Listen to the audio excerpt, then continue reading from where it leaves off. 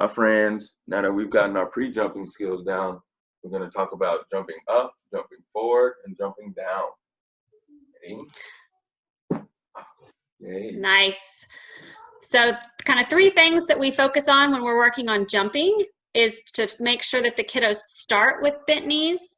So Mr. Nick, so when you want to start, you're going to have them with bent knees, and then the second thing is using your arms. So you're going to kind of encourage them to throw their arms back a little bit, and then as they jump, bring those arms up, because that's just going to help give their body some momentum to help clear the ground. And then the third thing is the end, where Mr. Nick is jumping and he's landing with nice bent knees. Some of our friends like to just use their ankles, so they'll jump and they'll land with straight legs. So we want to encourage them to bend those knees, so that way they're having to use all the muscles in their ankles, their knees, and their hips. So one activity that we do a lot is just frog jumping. That encourages them to start, so the position, how Mr. Nick squats down, good. And then it's going to encourage just to begin the jump with bent knees, and then you hop up like a frog, and then land in that same position. So that's just doing that over and over again is going to give some good repetition for them to feel what it's like to jump up and down and land with the bent knees. And then you can just kind of have them stand up and do the same kind of movement, encouraging them again to throw their arms back and jump up. Perfect, Mr. Nick. You don't always have to land that, especially some of our beginning jumpers, it's going to be difficult for them to land in that big of a squat. So even if it's just a little bit of a bent knee, that's great. We just want to basically discourage them from landing with straight legs and their knees locked out. So second is jumping forward. So this is it's a different motor planning for your body. So not only do you want to work on jumping up, but also jumping forward. So in some of my earlier videos, we've talked about jumping over lines, jumping over stuffed animals, anything you can find for them to jump over.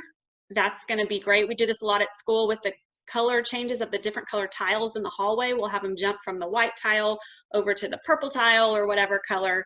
So again, you'll just start with bent knees, throw the arms back, and jump over, landing with bent knees again. Perfect. If some of our kiddos who aren't jumping independently yet, you can stand in front of them and have them hold your fingers. And then just as they make sure they do the bending down and then start to lift back up on their own. And once you feel them start to stand back up, that's when you can kind of help them clear the ground and pick and lift them up a little bit. So as they start to stand up, then you lift them up so that they can feel what it's like to actually clear the ground. So bend, and then as they start to stand up, then you help lift them up.